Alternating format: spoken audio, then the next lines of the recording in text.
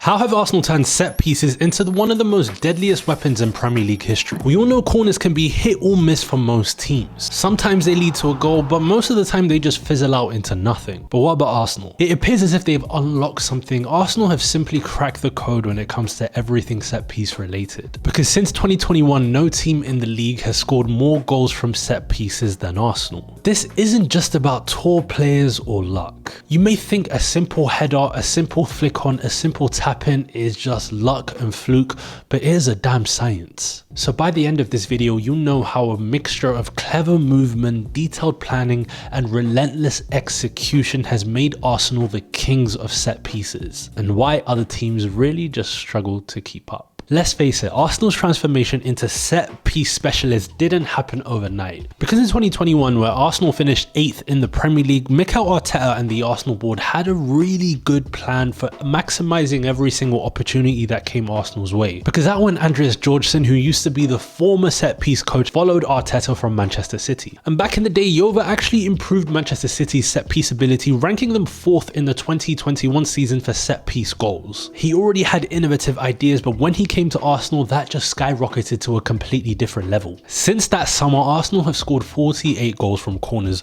more than any other Premier League team. And if I go one step further, a crazy stat is that since last season alone, Arsenal have racked up 22 goals from set pieces, and many of them happen in decisive moments. So if we take a step back, yes, they are stats, yes, they're just numbers on a page, but it's a sign of a system that is really working week in and week out. And when you dive right into the nitty-gritty details of Arsenal's set piece routines, there's more to this than meets the eye. Let me show you how. If we take a step back, we need to ask what makes Arsenal's set pieces so effective. It boils down to 3 key ideas. Number 1, blindside runs. Arsenal's main focus for corners is targeting the defender's blindside. It's those moments when the defenders can't both look out of their periphery against the ball and against the man behind them. Take the match against Manchester United. Arsenal repeatedly got around United's zonal system by sneaking into blind spots. Even though the main man Gabriel Magalhaes was not involved, the team stuck to the plan. Dynamic runs from the back post to the near post, catching defenders off guard, and it worked time and time again. Arsenal could have potentially scored 4 or 5 more goals from set pieces against Manchester United. Idea number 2, the back post recycler. So when it comes to Arsenal's corners, there's always someone lurking at the back post. It could be Partey, it could be Martinelli, it could be Havertz, but their job is simple. If the cross doesn't hit their target, they recycle the ball back into the danger zone. But what I love about this is that on occasions this can be the main plan. When Arsenal are dazzling the defenders with their blindside runs, Declan Rice or Bukayo Saka can hit a ball into the back post when it's just a simple second post flick back into the danger zone where they can attack the ball again. And what I love about this is that it's not just a backup plan, it's really just Arsenal's key strategy. It keeps the pressure on, and it often leads to second phase chances where chaos reigns in the box. And number 3, we want to look at the high value chances of this, because the real magic is that Arsenal focus on chances inside the 6-yard box. Because yes, most teams might aim for a flick on at the near post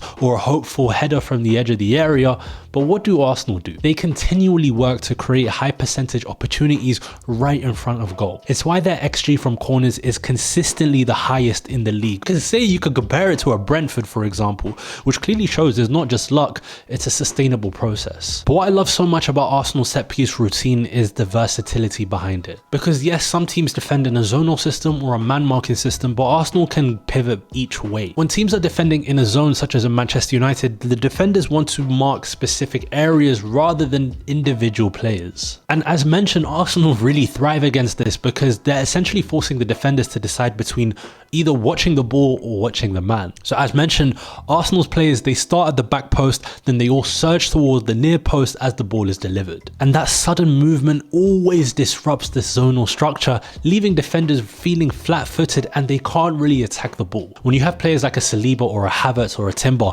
they're all causing havoc in the box, blocking defenders from attacking the ball cleanly. But what about man marking systems? Because a lot of rhetorics on social media say that Arsenal, you just need to put a man against them. Yeah, that's gonna stop it. But what do Arsenal do instead? When teams are man marking, Arsenal rely on decoy runs and physicality. When you have Martinelli luring markers away from key areas, Gabriel Magalhães uses his strengths to win aerial duels. And what's the result? When you have a player who's quite frankly one of the best attackers of the ball from aerial situations as Gabriel Magalhães, it leads to constant mismatches and open space, not just for Gabriel to exploit, but for all the other teammates to exploit as well. Let's talk about Gabriel's goal against West Ham or even Man City. Against West Ham, Jurrien Timber used himself as a decoy to position himself against Paquetá for Gabriel to score near post. Same thing against Man City, Gabriel destroyed Walker 1v1 on his route to the goal.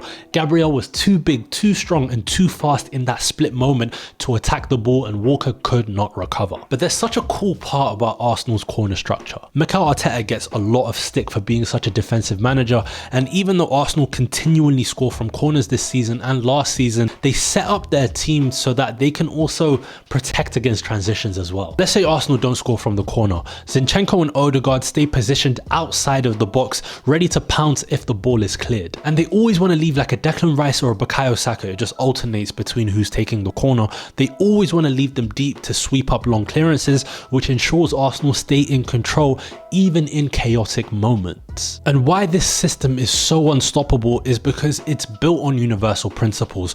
All of Arsenal corners start in the same way, but the execution is different. So even if Gabriel does not play, there's always someone else to pick up the buck. Everyone knows their roles, making it super easy to execute on the pitch. Since the start of last season, Arsenal have scored 9 winning goals from set piece situations, more than any other team in the league. And when teams want to set up with a game plan, when they want to sit deep against Arsenal, a set piece can really open up the game so that Arsenal can continually score 4, 5, 6 goals.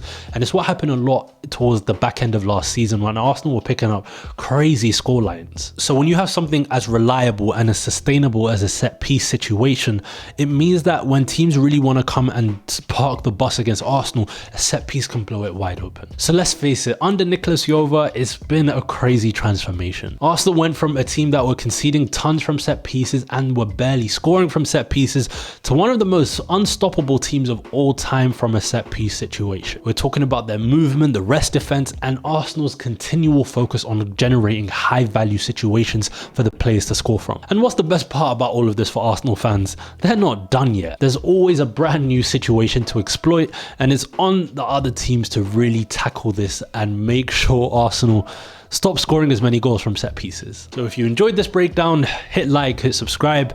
Let me know what you want to see next. We've been Squawker. You guys have been our loyal subscribers. Take care, and we'll see you very soon for another video.